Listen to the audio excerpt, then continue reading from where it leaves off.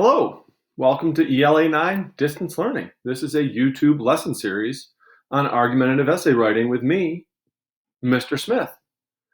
Here we are, video number 5, talking about introductions and conclusions.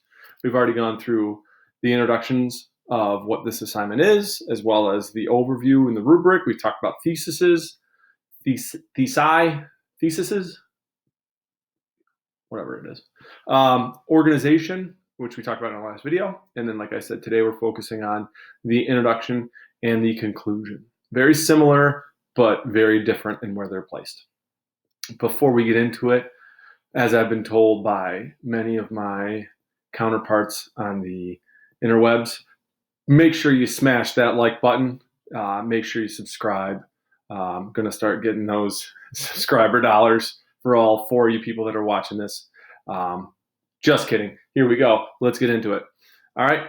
For me, it's page 23. I think for you guys, I've mashed this all up. It's totally different. But video number 5 for us is about introductions and conclusions, right?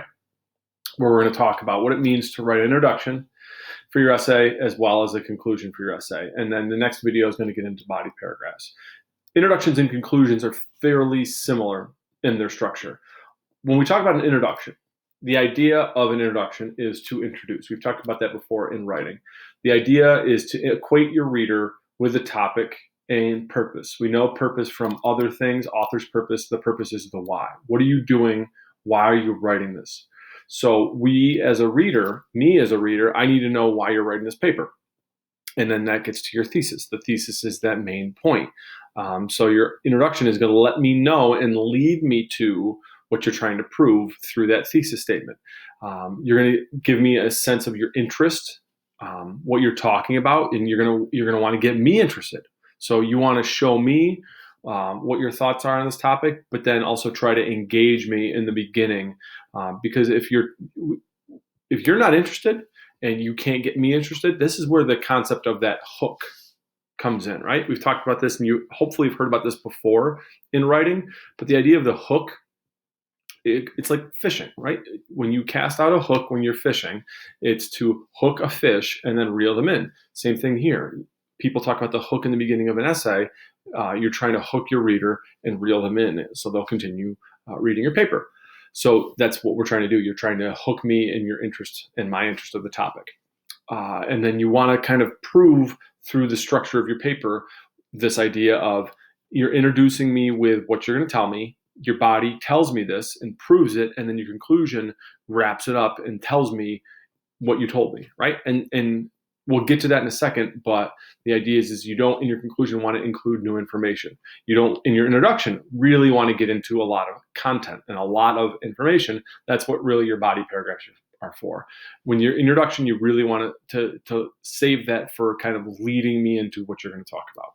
So how do we start an introduction? Well, we already have said that the last sentence of your introduction really should be reserved for your thesis statement.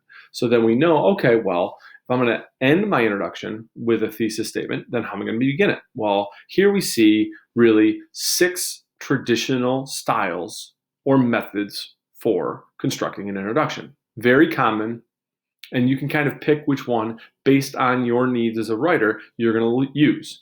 For the first one, a personal anecdote is a personal story.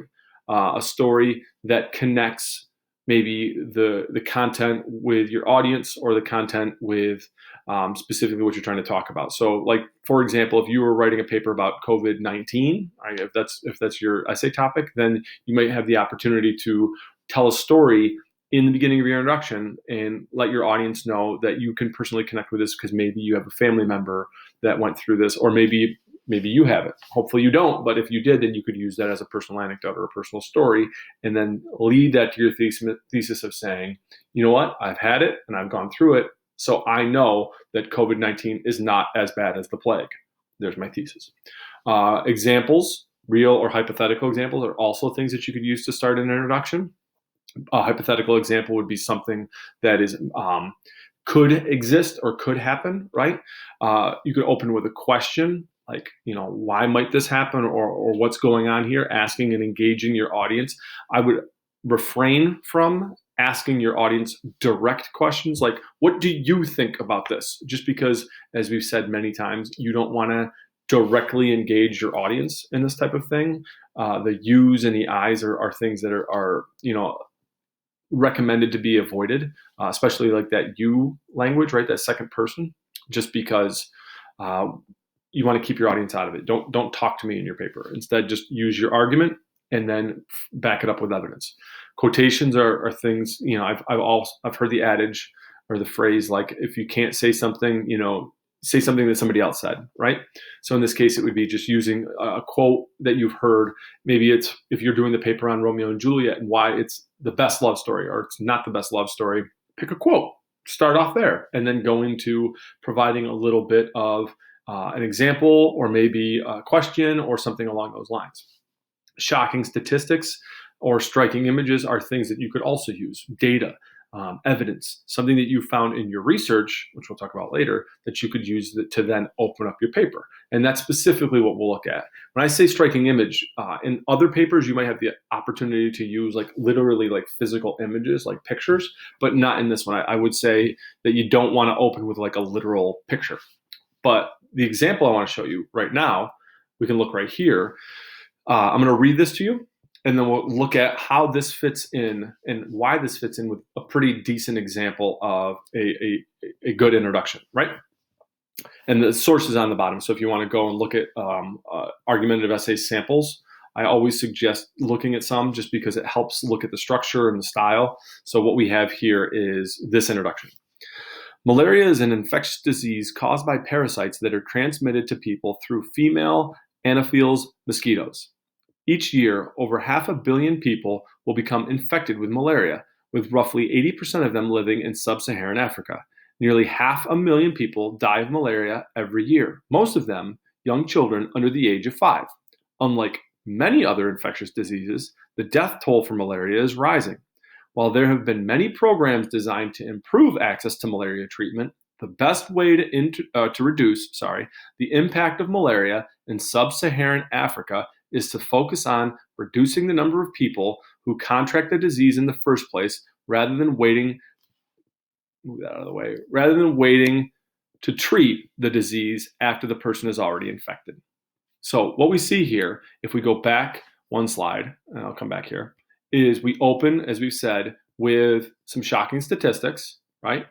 So they talk about, at least a couple, the idea of 80% living in sub-Saharan Africa and 500,000 people dying of malaria each year, and it's a lot of them under the age of 5. So that's a really shocking statistic. That's what they open with, probably found from their research, which then leads us to talking about a little bit more information, which provides us that background. Another thing that we didn't mention here, but we can use oftentimes in an introduction as background. And then you also see that leading up to what is our last sentence, the thing that we're trying to prove, which is our thesis statement, which is to reduce the impact of malaria is to focus on reducing the number of people who contract the disease rather than waiting. So you could argue that, no, we're going to wait until the person's already infected and then treat the disease rather than treating the spread. That would be the counter argument. So we see that this is the person's thesis clearly put at the end of the introduction. Does that make sense? Hopefully it does. And if it doesn't, like I said, feel free to reach out to me. But, not super, super lengthy. You can see I'm counting sentences, 1 sentence here, 2, this is looking to be a little bit of a longer sentence here, 3, and then this is the 4th sentence. I believe it's 4 sentences.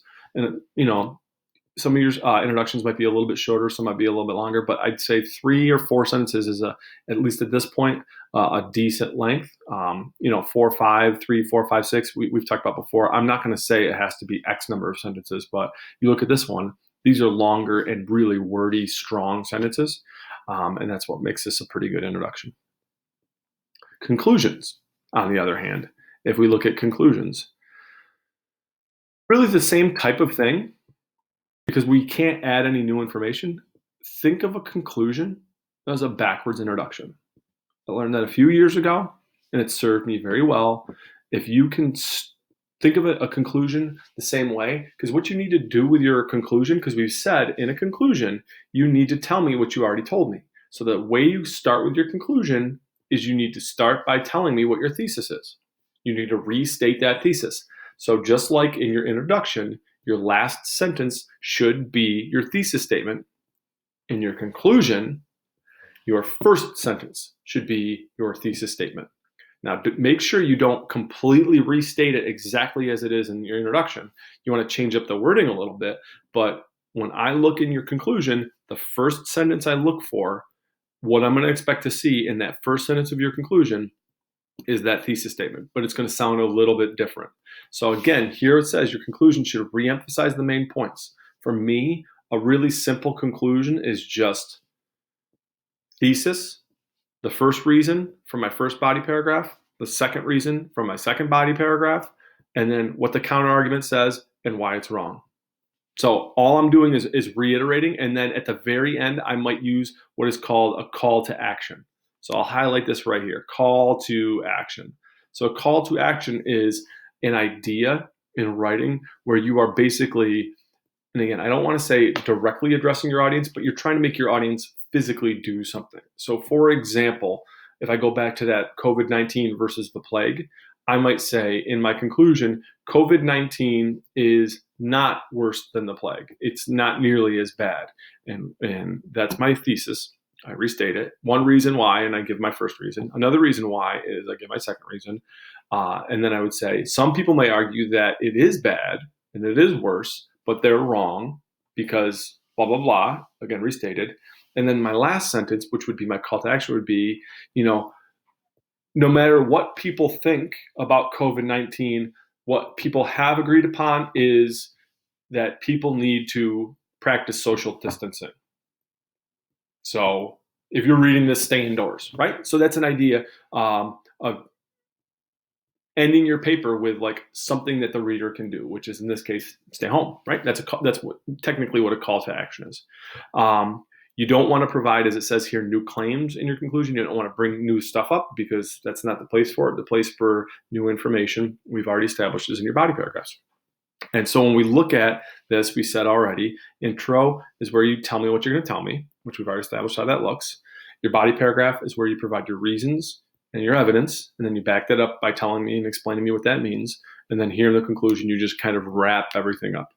If I feel in the last paragraph that things don't feel wrapped up, then I'm going to know. So I want to know that you're telling me and restating stuff from, if it feels, I don't want to say it should feel repetitive, but it should feel like you're spinning back around on stuff that you've already talked about. That's kind of the idea of a conclusion. Conclude to wrap up, right? So if we look at this sample, again, a little bit longer than the introduction. I'll get this out of the way. So reducing the number of people who contract malaria would also reduce poverty levels in Africa significantly, thus improving other aspects of society like education levels and the economy. Vector control is more effective than treatment strategies because it means fewer people are getting sick. When fewer people get sick, the working population is stronger as a whole because people are not put out of work from malaria, nor are they caring for sick relatives. Malaria-infected families can typically only harvest 40% of the crops that healthy families can harvest. Additionally, a family with members who have malaria spends roughly a quarter of its income treatment, not including the loss of work they must also deal with due to illness. It's estimated that malaria costs Africa $12 billion in lost income every year. A strong working population creates a stronger economy, which sub-Saharan Africa is in desperate need of. So what you can see in this is it opens with, like I said, a slightly modified thesis statement, again, reducing that number of people who contract it. But then it starts to get into, and it's hard to read it a little bit out of context without the other body paragraphs. But what you see here is a restatement of some of the other content that's mentioned throughout the rest of the paper, right? Not bringing anything new, but this is all a restatement of stuff from the rest of the paper. And then that last sentence just wraps everything up that lets me know that the paper is complete. And that's what you really need to see in a conclusion. The thesis, tell me what you've told me, and then that last sentence that kind of puts it all together, which can be a hard question to do, or a statement to do, sorry. So those are introductions and conclusions. One thing I'm going to mention now, and if anybody's watching this now, you might get the information about it soon. But if you're watching it later, hopefully you've already gotten this. But we're going to be starting a Zoom essay workshop. I'm going to be giving the opportunity for people that are working on any point, any part of their argumentative essay to speak with me individually. The days are going to be Tuesdays and Fridays, where I'll be just working with people. They can provide whatever content that they have, so that way they can get some supports and some helps on the things that they're working on in their essay. But other than that, like I said, reach out to me through email. I'll check in with everybody. I'm going to send some emails out tomorrow. Other than that, stay safe, and I will present another video. Coming up next is going to be body paragraphs. So talk to you soon, guys.